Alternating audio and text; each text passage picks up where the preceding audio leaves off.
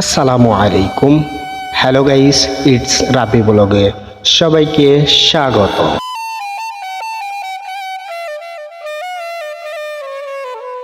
আজকে আমরা কথা বলবো ভেড়ামারা মনি পার্কের কিছু কথা নিয়ে। ভেড়ামারা উপজেলার অন্তর্গত মোকারিমপুর ও বহিরচর ইউনিয়নের সীমানায় অবস্থিত মনি পার্কের এই ইতিহাস নিচে সংক্ষিপ্ত কিছু বিবরণ আমরা দিব।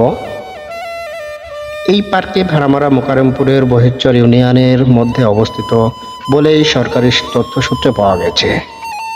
পার্কটির ঠিক অবস্থান হলো গোলাপনগরের পাশে, যেখানে রয়েছে সলেমান শাহ চিশতি মাজার শরীফ। এখানে প্রতিবেদনে বলা হয়েছে সলেমান শাহ মাজার থেকে ডান হতেই 1 কিলোমিটার যেতেই পার্ক আছে। যদিও পার্কের নির্মাণ ও তারিখ বা প্রতিষ্ঠিত সুনির্দিষ্ট ইতিহাস পাওয়া যায়নি, তবে এটি স্থানীয় পর্যটন ও বিনোদনের জন্য জনপ্রিয় স্থান হিসেবে বিবেচিত হচ্ছে। মনি পার্কে স্থানীয়রা পরিবার সহ ঘুরে আসার জন্য ব্যবহার করেন, বিশেষ করে মাজার তথা ধর্মীয় দর্শনা সহ সংযুক্ত ভ্রমণ পরিকল্পনায়।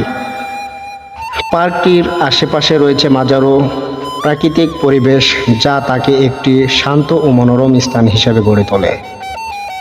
পর্যটন বা স্থানীয় ভ্রমণের জন্য এটি একটি সক্রিয় পছন্দ হয়ে উঠেছে ভেড়ামারায়। স্থানীয় মাজার বা ধর্মীয় দর্শন শৃঙ্খলা সহ বিভিন্ন ভ্রমণ করার জন্য সময় পার্কটিতে যাওয়া যেতে পারে। পার্কটির অবস্থান সাধারণত শান্ত এবং সবুজ। ঠিকানাটি আগে জানা থাকলে সুবিধা হয়। পর্যাপ্ত প্রস্তুতি নিয়ে, যেমন শুকনো দিনের সময় পর্যাপ্ত পানি ও হালকা খাবার নিয়ে যাওয়া ভালো। পার্কটি নদীর পাড়ে অবস্থিত হওয়ায় বিকেলে বা সন্ধ্যায় সময়ে যেতে ভালো হতে পারে। সূর্যাস্ত বা নদীর হাওয়া উপভোগ করতে পার্কের আশেপাশে ধর্মীয় আধ্যাত্মিক স্থান রয়েছে। উদাহরণস্বরূপ সলেমান শাহ দরবার শরীফ। যারা ঘুরে দেখবেন সেক্ষেত্রে এই সংযোজন জরুরি। খোলা প্রাকৃতির হাওয়ায় শিশুসহ পরিবারের আউটিং এর জন্য যাবে, তবে কোনো বিশেষ অবকাঠামো আশা না করলে ভালো।